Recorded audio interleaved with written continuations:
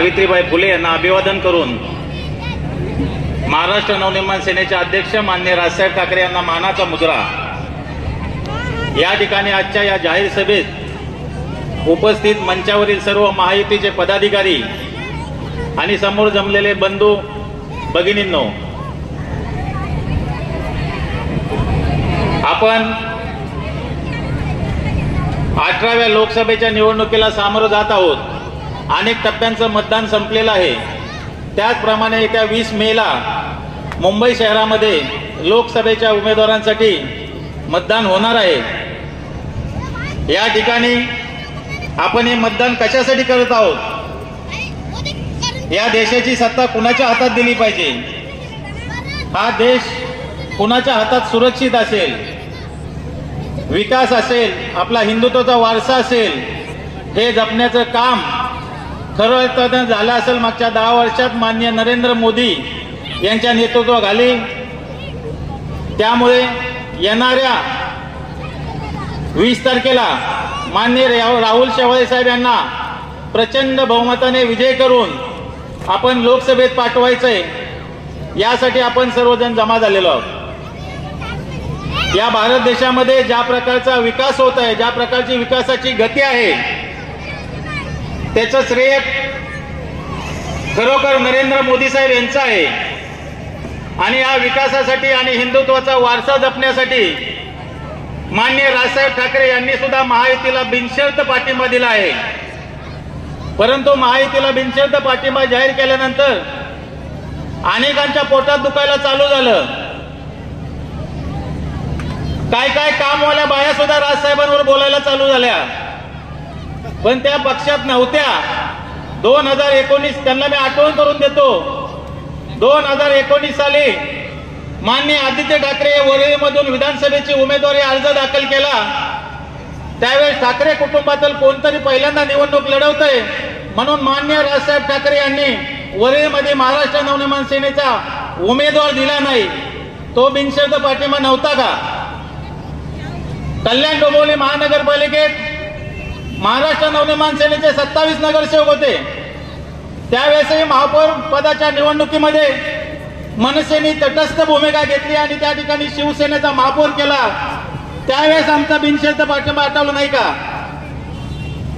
आता उगीच आपल्याकडे विकासावर बोलण्यासारखं काही नाही आणि असे भावनिक मुद्दे पक्ष बोलले, असली आव्हानं घेऊन जनतेमध्ये जायचं। परंतु आता जनता या फुलदाबांना बळी पडणार नाही। आम्ही अनेक प्रकारे आपली मदत केली, परंतु त्या बदल्यात आपण काय दिलं?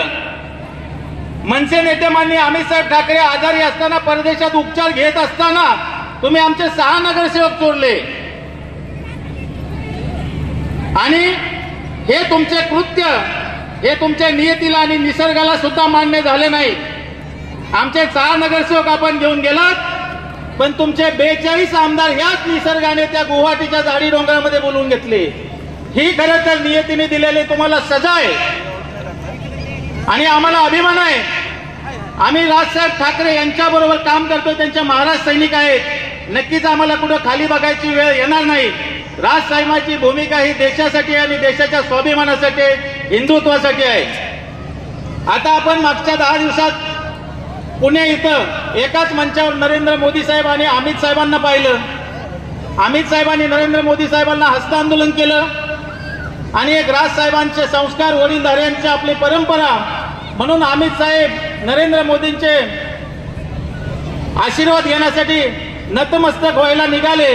परंतु मोदी साहेबांनी त्यांचे दोन्ही हात पकडले आणि त्यांनी त्यातून एक संदेश दिला, ठाकरे किसके साथ सामने झुकते नाही। आणि म्हणून आम्हाला गर्व आहे, आम्ही ह्या राजसाहेबांबरोबर आहे, हेच न झुकणारे ठाकरे आहेत।